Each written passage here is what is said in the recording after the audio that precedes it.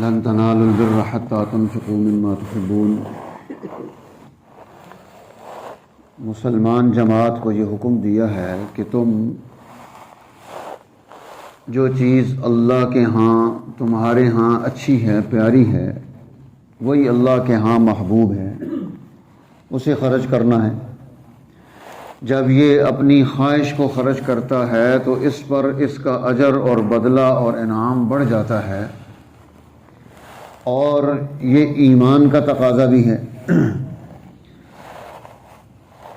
یہود نے مسلمانوں پر یہ اعتراض کیا تھا کہ تم ملت ابراہیمی کو ماننے والے ہو، تو حضرت ابراہیم جو ہے وہ تو نہیں کھاتے تھے، اونٹ کا گوشت بھی نہیں کھاتے تھے، اس کا دودھ بھی نہیں پیتے تھے، تم کیوں پیتے ہو؟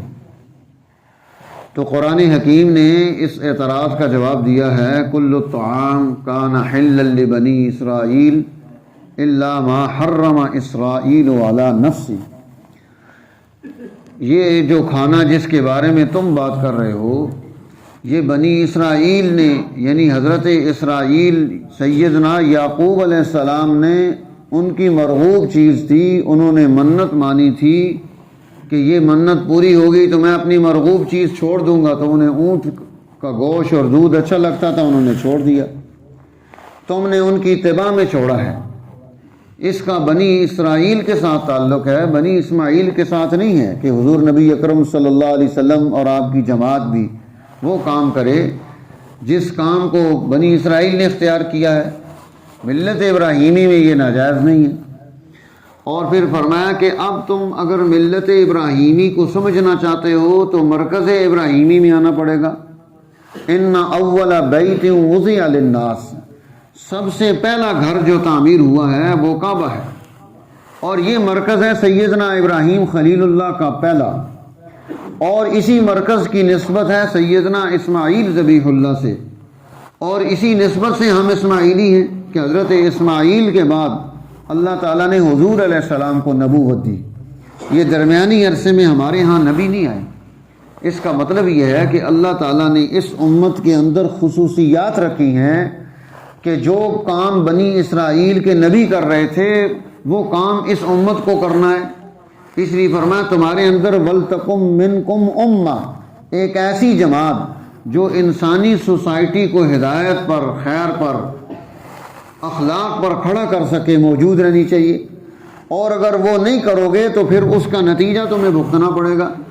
اس لیے فرمایا تمہاری خوبی یہی ہے، كُنْتُمْ خَيْرَ أُمَّةٍ أُخْرِجَتْ لِلنَّاسِ، تم انسانیت کے نفع کے لیے پیدا کیے گئے ہو۔ اب انسانیت کا نفع کیا ہے؟ حضور نبی اکرم صلی اللہ علیہ وسلم کے صحابہ کی ایک جماعت، وہ جب ایک دشمن کے علاقے میں کیسر روم کے وہاں پہنچی تو انہوں نے پوچھا کہ تم لوگ کیوں آئے ہو؟ کیا مقصد ہے؟ زمین چاہیے، عورتیں چاہیے، جائیداد چاہیے، کیا چیز چاہتے ہو؟ اور یہ تم میدان جہاد کیوں سجا رہے ہو اور دشمن کے مقابلے میں اپنے آپ کو کہتے ہو آئے ہیں؟ تو وہاں صحابی رسول جو ان کے امیر تھے انہوں نے خطبہ دیا، واللہ ابتعثنا، اللہ نے ہمیں بھیجا ہے، ہماری ڈیوٹی ہے، اور ہماری ذمہ داری کیا ہے؟ لنخرجنا من عبادت العباد الى عبادت اللہ وحدہ، تمام بندوں کو سب کی بندگیوں سے نکال کر اللہ وحدہ لا شریک کی بندگی میں لے آئیں۔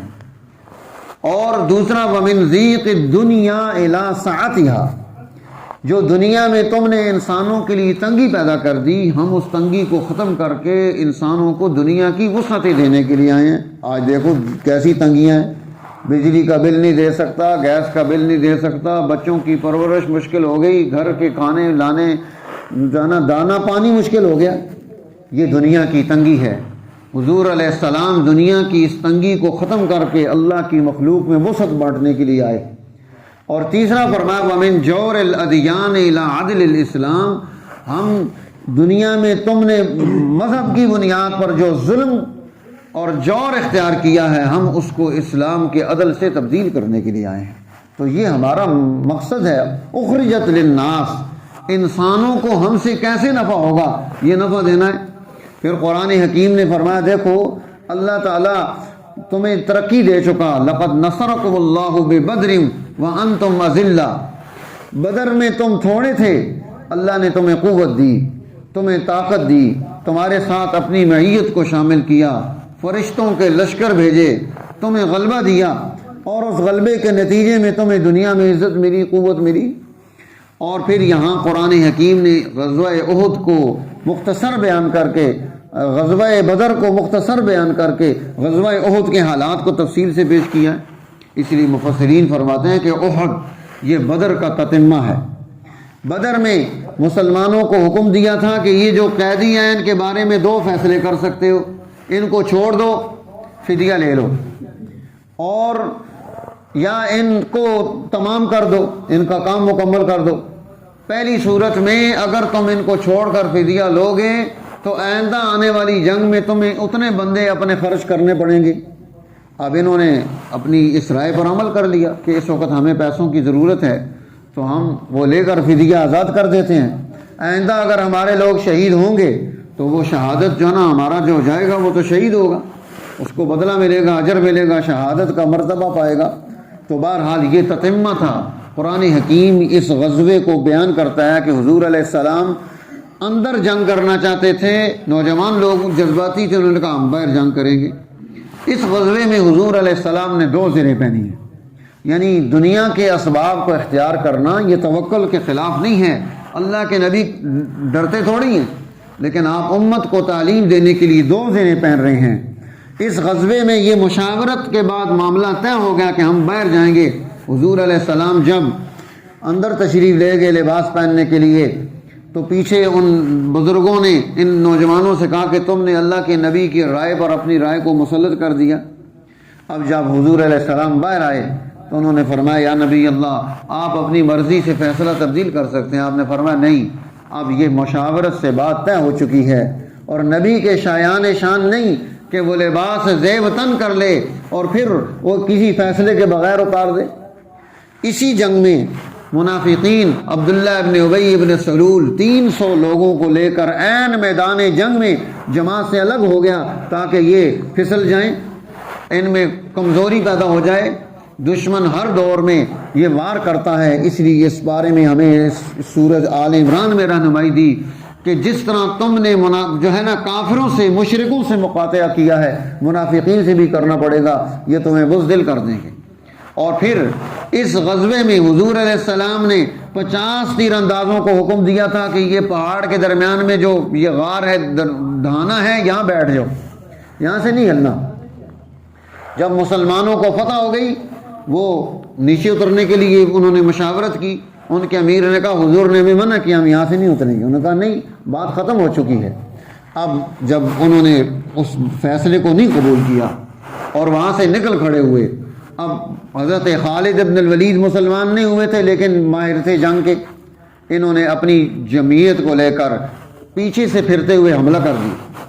جب پیچھے سے اس غار میں پہنچے جو لوگ وہاں موجود تھے دانے پر، ان کو شہید کر دیا اور ادھر سے نیچے اتر آئے۔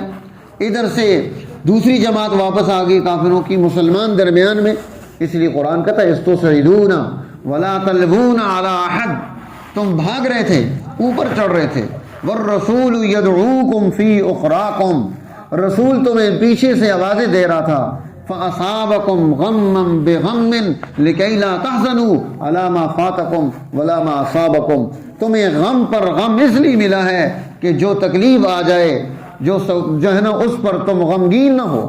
پھر قرآن حکیم نے یہاں حضور علیہ السلام کی خوبیوں کو بیان کیا کہ جماعت کے شیرازے کو جمع کرنے کے لیے آپس میں ایک دوسرے کے ساتھ متحد رہنے کے لیے کیا کرنا پڑے گا؟ فرمایا فَبِمَا رَحْمَةٍ مِّنَ اللَّهِ لِنْتَ لَهُمْ، اللہ کی مہربانی تھی کہ آپ کو اس نے نرم دل بنایا ہے، نرم زبان بنایا ہے۔ وَلَوْ كُنْتَ فَظًّا غَلِيظَ الْقَلْبِ لَانفَضُّوا مِنْ حَوْلِكَ، اگر آپ سخت زبان اور ترش روح ہوتے، سخت دل ہوتے تو یہ جمعیت آپ کے پاس سے ختم ہو جاتی، یہ لوگ جمع نہ ہو سکتے۔ اس لیے دنیا میں کوئی بھی انسان اپنی قوت اکٹھی کرنا چاہتا ہے تو وہ سختی اور جذبات سے نہیں، غصے سے نہیں کر سکتا، بلکہ اسے نرمی کا راستہ اختیار کرنا پڑے گا، اپنی اولاد کے ساتھ بھی، اپنے ارد گرد رہنے والے لوگوں کے ساتھ بھی۔ جہاں پر والدین نے سختی کی بچے ان سے دور ہو گئے، انہوں نے باہر دوستیاں بنا لی، استاد نے سختی کی شاگرد دور ہو گئے، باہر دوستیاں بنا لی، مسجد کے امام و خطیب نے سختی کی، لوگ دور ہو گئے، غیر دوستیاں بنا لی، نتیجہ آپ دیکھ لیں آج ہمارے بڑے خالی بیٹھے ہیں، بچے کہیں اور ہیں۔ یہ ہماری اس کمعقلی کا نتیجہ ہے جو ہم نے اختیار کیا۔ ہم سمجھا کہ شاید ہم جذباتی غصے سے ہم اللہ کی مخلوق کو اپنے قریب کر لیں گے، ایسا نہیں ہو سکتا۔ پھر اللہ تعالیٰ نے حضور علیہ السلام کو یہ بات ارشاد فرمائی کہ اب آپ نے کیا کرنا ہے، آپ ان کو خود بھی معاف کر دیں اور ان کے لیے اللہ سے بھی توبہ چاہیں، اور وشاورہم فی الامر، آئندہ بھی جب آپ کا کوئی معاملہ ہو تو آپ نے اسی جماعت کے ساتھ مشاورت کرنا ہے۔ اللہ ان کو معاف کر چکا۔ انسان سے غلطیاں ہو جاتی ہیں، لیکن اس غلطی کو بیٹھ کر سوشل میڈیا پر چسکا لگانا یہ جرم کی بات ہے۔ جب اللہ نے معاف کر دیا، ہم کون ہوتے ہیں ہم اس فیصلے پر نئے کوئی رائے کھڑی کریں اور پھر جو ہے نا کسی صحابہ میں سے کسی کو نیچے گرائیں، کسی کو اوپر کریں؟ سارے ہمارے لیے معتبر اور محترم ہیں۔ جن کو اللہ نے الگ کر دیا، حضور علیہ السلام کو بتا دیا، وہ الگ ہو گئے۔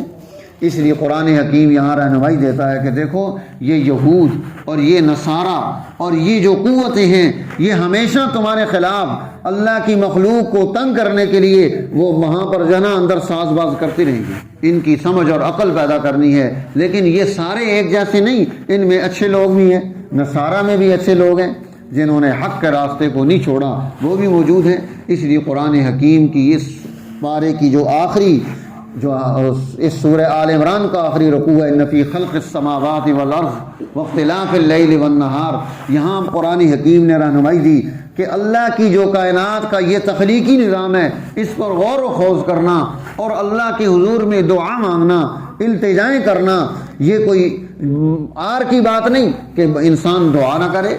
اس لیے یہاں دعا سکھلائی ہے، ان فی خلق السماوات والارض واختلاف اللیل والنہار لآیات لأولی الالباب الذین یذکرون اللہ قیاما وقعودا وعلی جنوبہم، وہ کھڑے بیٹھے لیٹے اللہ کے ذکر میں مصروف ہوتے ہیں اور اللہ کی بارگاہ میں دعا کر رہے ہوتے ہیں، التجا کر رہے ہوتے ہیں، ربنا ما خلقت ھذا باطلا، اے اللہ یہ جو کچھ بھی تو نے پیدا کیا یہ بیکار نہیں ہے، وقنا عذاب النار، ہمیں عذاب آگ سے پناہ عطا فرما، ربنا انک من تدخل النار فقد اخزیتہ، اگر تو نے جس کو آگ میں داخل کر دیا اس کو تو نے رسوا کر دیا۔ تو اس لیے آگ میں جانا رسوائی ہے۔ اور یہاں قرآن حکیم ان دعاؤں کو بیان کرنے کے بعد بتاتا ہے فاستجاب لہم ربہم، تمہارے رب نے تمہاری ان دعاؤں کو شرف قبولیت دے دیا۔ تو یہ آل عمران کا رکوع حضور علیہ السلام کی عادت شریفہ تھی۔ صبح جب آپ سحری میں تہجد کے لیے اٹھتے تو وضو کرنے سے پہلے آپ اس رکوع کو تلاوت کیا کرتے تھے۔ اس میں اللہ کی حمد و ستائش، خوبیاں اور کمالات کا بیان ہے، دعائیں اور التجائیں ہیں اللہ کی بارگاہ میں۔ اس لیے ہمیں بھی اس کو پڑھنا چاہیے، یاد بھی کرنا چاہیے۔ اللہ جل جلالہ ہمیں قرآن حکیم سے نسبت نصیب فرمائے تاکہ ہم دنیا میں بھی سرخرو ہوں، آخرت میں بھی۔ اللہم صلی علی محمد عبدک ورسولک، صلی علی المؤمنین والمؤمنات والمسلمین والمسلمات الاحیاء منہم والاموات، انک سمیع قریب مجیب الدعوات، انک علی کل شیء قدیر۔ اے اللہ ہمارے گناہوں کو معاف فرما، اپنی رضا نصیب فرما، اپنی محبت کی چادر میں ہمیں ڈھانپ لے، ہمارے گناہوں کو معاف فرما دے۔ اے اللہ ہمارے لیے خیر کے فیصلے فرما، ہمیں سلامتیاں نصیب فرما، ہمارے احباب کو سلامتیاں نصیب فرما، ہمارے ملک کو سلامتی حفاظت نصیب فرما، ہمارے علاقوں کو سلامتیاں حفاظت نصیب فرما۔ اے اللہ دین اسلام کا بر دنیا میں اے اللہ بول بالا فرما، اس کو غالب کرنے کے لیے ہمیں بطور وسیلہ کے قبول فرما، ہمارے گھروں میں خیر و برکت کا نزول فرما۔ جن احباب نے مرد و زن نے دعا کی درخواست کیا ان کی دعاؤں کو قبول فرما، جو فوت ہو گئے ان کی مغفرت کے فیصلے فرما، ہم جو موجود ہیں ہماری ہدایت کے فیصلے فرما۔ وصلی اللہ تعالی علی النبی الکریم وعلی آلہ واصحابہ وعترتہ اجمعین برحمتک یا ارحم الراحمین۔